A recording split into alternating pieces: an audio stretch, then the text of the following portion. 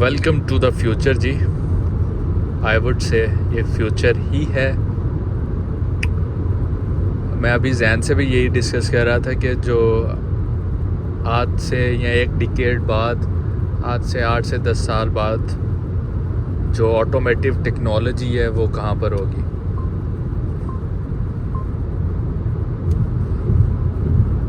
अगर हमारे जैसे मुल्क में इस तरह की ऑटोमेटिव फीचर्स वाली गाड़ियाँ इंट्रोड्यूस हो चुकी हैं, तो आज से 10 साल बाद जिस तरह से टेस्ला है, आप समझ आती है जब आप इसके ऊपर रिलाई करते हैं ना, इस फीचर के ऊपर। You can see now it's turning itself. Although जो मैं कर रहा हूँ आपको बिल्कुल नहीं करना चाहिए। I am just trying to इसको पोर्ट्रे करने की कोशिश कर रहा हूँ कि किस तरह से स्टीयरिंग व्हील के ऊपर आपका हाथ, गाड़ी आपको कभी भी हाथ नहीं छोड़ने का कहती है, ना ही इसकी गाइडलाइंस में। ये हमारी जो अभी वाली मोटरवे है मुल्तान लाहौर वाली, ये काफ़ी खाली होती है, तो मैं अभी सिर्फ इसको एक टेस्ट आउट करने की नीयत से ये वीडियो बना रहा हूँ, आप लोगों के साथ शेयर कर रहा हूँ। और वो जो अलार्म नहीं आ रहा, जो बार बार आ रहा होता है, हर 8 से 10 सेकंड के बाद अलार्म आता है, जिसमें आपको ये पता चलता है कि गाड़ी आपको इंडिकेट करती है कि आप अपने जो है हैंड्स जो हैं वो स्टीयरिंग व्हील के ऊपर रखें। तो वो फ़िलहाल मैंने ये उसको मैंने अपनी टांगों के साथ, लेग्स के साथ इसको ज़रा मेंटेन किया हुआ है, तो उसको लग रहा है कि मेरे हाथ यहाँ पर है। ये एक तरीका है ऑब्वियसली, लेकिन देख सकते हैं कि मेरे पाँव जो हैं ना तो वो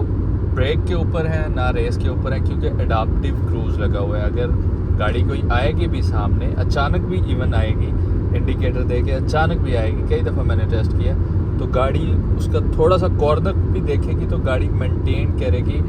प्रॉपरली अपने स्पीड को, उसी तरह से जिस तरह से नॉर्मली एडाप्टिव क्रूज़ होता है। और 5 गाड़ियों का डिस्टेंस अगर आपने सेट किया हुआ है फॉर एग्जांपल, तो वो उतनी ही गाड़ियों में अचानक ब्रेकिंग नहीं करेगी, वो स्लोली ब्रेक करना स्टार्ट कर देगी और कंट्रोल्ड रहती है गाड़ी। एमरजेंसी लेन कीप असिस्ट और लेन असिस्ट के फंक्शंस की वजह से गाड़ी काफ़ी कंट्रोल्ड रहती है, इन सेंट्रल लेन रहती है।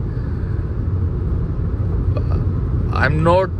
वन ऑफ दोज जो कि आपको कहेगा कि टोटली आप इस पे रिलाई करें। नहीं, ये बेवकूफ़ी ही होगी कि हम इस तरह से इन चीज़ों के ऊपर रिलाई कर रहे हैं अभी से, क्योंकि गाइडलाइंस में नहीं है। गाइडलाइंस में ये चीज़ नहीं है कि ये फुली आप इधर उधर देख रहे हैं। आपको अलर्ट रहना है, आपको एक्टिव रहना है। लॉन्ग ड्राइव्स के ऊपर आप ब्रेकिंग और स्पीड के ऊपर पाँव नहीं रखते हैं और कंफर्ट फील कर लेते हैं, इधर उधर पाँव रख लेते हैं इस तरह से, तो वो काफ़ी अच्छा फीचर है। लेकिन स्टीयरिंग व्हील के ऊपर ये जिस तरह से होल्ड योर स्टीयरिंग का ऑप्शन आया है, ये आपने रखना ही रखना है। और अगर हम इसको होल्ड नहीं करेंगे, अगर हम इसको फिर भी फॉर एग्जांपल जो ड्राइवर है वो सो जाता है और ये अलार्म बजता है लेकिन फिर भी हैंडल को होल्ड नहीं करता, तो गाड़ी क्या करती है, वो भी मैंने टेस्ट आउट किया है। उसमें गाड़ी क्या करती है, गाड़ी डबल इंडिकेटर्स को ऑन करती है तकरीबन 15 सेकंड के बाद, स्पीड को आहिस्ता आहिस्ता रिड्यूस करना स्टार्ट कर देती है, लेकिन गाड़ी और क्रूज़ के फंक्शन को वो डिसंगेज कर देती है और गाड़ी रहती है, और लेन्स के फंक्शन वो ऑन ही रखती है और गाड़ी आहिस्ता आहिस्ता स्लो होती है और डबल इंडिकेटर्स ऑन कर देती है, और जो बीप है वो कॉन्टीन्यूसली ऑन रहती है और ड्राइवर को इंगेज करने की कोशिश में रहती है। और बाहर के लोगों को इस तरह से पता चलता है कि डबल इंडिकेटर्स ऑन हो जाते हैं, तो पीछे से कोई गाड़ी खुदा न खास्ता आ रही है या साइड से, उनको भी एक आइडिया हो जाता है कि इस गाड़ी में या तो ड्राइवर सो चुका है या कुछ ऐसा एमरजेंसी केस हो चुका है। तो उस मामलात में भी इसका जो ये सेफ्टी फ़ीचर है, और मैंने इसको टेस्ट आउट करने की कोशिश की है, डिमॉन्स्ट्रेशन एक वीडियो भी बनाई थी मैंने, तो उसमें मैंने फ़र्स्ट टाइम टेस्ट आउट किया था, तो मैंने इसी तरह रियलाइज़ किया कि मैंने काफ़ी देर ये बीप होता रहा, मैंने छोड़ा नहीं। क्रूज़ डिसंगेज हुआ, और डिसंगेज होने के बाद लेट्स सपोज, क्योंकि मैं तो एक वीडियो के लिए और अपने टेस्ट आउट इसकी परफॉर्मेंस चेक कर रहा था इसके फ़ीचर की, तो मैंने दोबारा इसको, जब मैंने स्टीयरिंग व्हील को अटेंटिव होकर पकड़ा और मैंने क्रूज़ को दोबारा इंगेज करने की कोशिश की, तो गाड़ी क्रूज़ को इंगेज नहीं करने दे रही थी। गाड़ी कह रही थी कि आप साइड पर रोकें गाड़ी को, और यहाँ पर एक ऑप्शन आ रहा था कि एक एमरजेंसी जो है ICL करके कुछ था, एक्टिवेट हो चुका है। तो जब तक आप गाड़ी नहीं रोकेंगे, इंजन को रीस्टार्ट नहीं करेंगे, तब तक जो है मैं क्रूज़ के फंक्शंस को इंगेज नहीं करूँगी, जो कि एक गुड थिंग है, क्योंकि वो उसी कंडीशन में हम लोग अगर सपोज़ करें तो उसी कंडीशन में वो दोबारा ड्राइवर जब तक अटेंटिव नहीं होगा, गाड़ी को समझ नहीं आएगी, वो दोबारा उस टाइम तक जो है अपने क्रूज़ के फंक्शंस को इंगेज नहीं करेगी। तो ये ओवरऑल मेरा एक्सपीरियंस है इसके अब तक के एडाप्टिव क्रूज़ के फंक्शंस के साथ, जो कि बहुत कंफर्टेबल एक आपको अगर ये POV भी बड़ा अच्छा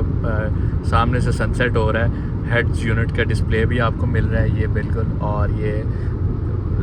बरगंडी कलर की जो वाइब्स आती है ना, जब इस तरह से थोड़ा सा सनसेट वाली वाइब्स हैं, और ये वो थोड़ा सा डार्क सी वाइब्स में क्या हुआ है, जिस तरह से आप फिल्टर्स लगाते हैं थोड़ा डार्क करने में इंस्टाग्राम पर, या कुछ